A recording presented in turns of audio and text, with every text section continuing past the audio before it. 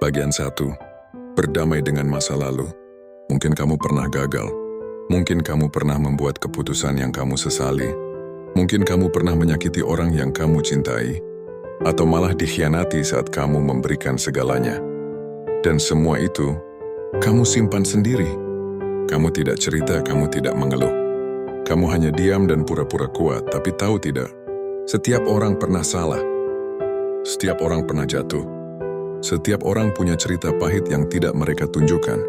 Kamu bukan satu-satunya yang terluka, dan luka itu tidak membuatmu rusak. Luka itu hanya tanda bahwa kamu pernah hidup dan berjuang. Bagian 2, menghargai diri yang sebenarnya. Kita sering lupa bahwa diri kita hari ini adalah hasil dari semua proses panjang yang telah kita lalui. Kamu yang hari ini bisa tetap bertahan adalah kamu yang sudah melewati banyak badai. Dan itu patut dihargai. Kamu patut dihargai. Menerima diri bukan berarti pasrah, bukan berarti menyerah dan berhenti berkembang. Tapi itu adalah langkah pertama dari memaafkan dan mencintai diri sendiri apa adanya. Bukan hanya mencintai versi diri yang bahagia, tapi juga mencintai versi diri yang sedang hancur, sedang lelah, sedang takut. Karena semua itu adalah bagian dari manusia. Bagian 3, menerima bukan berarti menyerah. Kadang kita salah paham. Kita pikir menerima diri sendiri itu artinya berhenti mencoba. Padahal justru sebaliknya. Dengan menerima, kita bisa berhenti membenci. Dengan menerima, kita bisa mulai merawat. Saat kamu menerima dirimu yang sekarang, kamu memberikan ruang untuk tumbuh. Kamu tidak lagi berlari dari rasa sakit. Kamu menatapnya dan berkata, "Korea, aku pernah jatuh, tapi aku masih di sini. Masih hidup, masih belajar." Dan itu luar biasa. Bagian 4. Belajar bicara baik ke diri sendiri.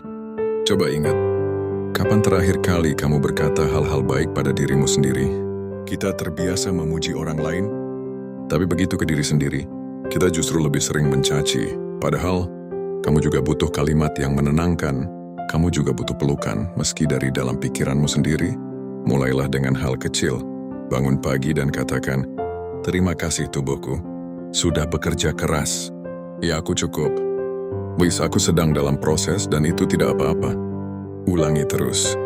Bukan untuk membohongi diri, tapi untuk meyakinkan batinmu yang selama ini dipenuhi ketakutan. Bagian 5, hidup bukan kompetisi. Media sosial, komentar orang, pencapaian teman-teman, semuanya bisa membuat kita merasa tertinggal. Tapi kamu tahu, hidup bukan perlombaan.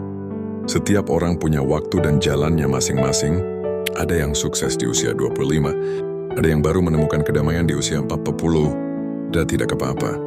Kau tidak harus mengikuti ritme orang lain. Anak penting kamu terus bergerak, sekecil apapun langkahnya, karena penerimaan diri itu adalah sebuah perjalanan.